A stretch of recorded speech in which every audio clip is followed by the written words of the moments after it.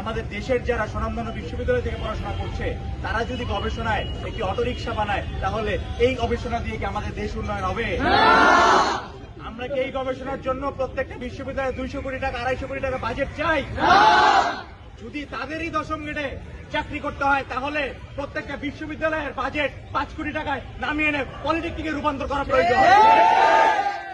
কারণ প্রত্যেকটা পলিটেকনিক ইনস্টিটিউটে যে পরিমাণ সক্ষমতা রয়েছে এই পলিটেকনিক হিসেবে বিএসসি ইঞ্জিনিয়ারিং কেন এমএসসি প্রত্যেকটা ডিগ্রি দেওয়া সম্ভব, কিন্তু আমরা দেশের সরকারের অর্থ অপচয় করে কোন দুর্নীতি এমন কোন খাত নাই, এমন কোন সেক্টর নাই যে খাতে প্রমাণ দিতে পারবে যে ডিপ্লোমা ইঞ্জিনিয়াররা কাজ করতে ব্যর্থ হয়েছে, তারা এমন কাজে অকৃতকার্য হয়েছে, এমন কোন প্রমাণ নেই। কিন্তু নজিরবিহীন ভাবে দেখা যায় দেশের বিএসসি ইঞ্জিনিয়াররা যখন সহকারী প্রকৌশলী হিসেবে কাজ করতে চায় তখন তারা ডিপ্লোমা ইঞ্জিনিয়ারদের থেকে কাজ শেখে, এমনকি তাদের পেশাগত দক্ষতা এতটাই নিম্ন যে তারা প্রথমে যখন চাকরি অবস্থায় প্রবেশ করে তাদের প্র্যাকটিক্যাল যে কাজগুলো সে কাজগুলো ডিপ্লোমা ইঞ্জিনিয়ারদের থেকে শিখতে হয়।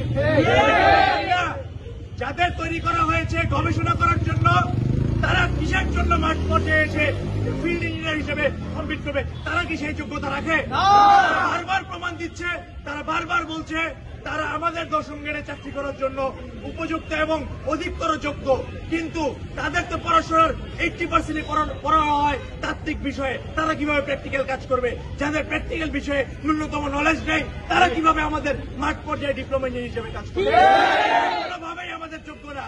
দশম গ্রেডে চাকরি করার জন্য অবশ্যই ডিপ্লোমা ইঞ্জিনিয়ারিং ডিগ্রির প্রয়োজন আছে, ঠিক তেমন এইচএসসি বিহীন যেমন ভার্সিটিতে ভর্তি হওয়া যায় না, ঠিক তেমনই ডিপ্লোমা ইঞ্জিনিয়ারিং ডিগ্রি সার্টিফিকেট ব্যতীত কখনো দশম গ্রেডে অ্যাপ্লাই করা যাবে না। বলছে বাংলাদেশ ন্যাশনাল কারিকুলাম ফ্রেমওয়ার্কে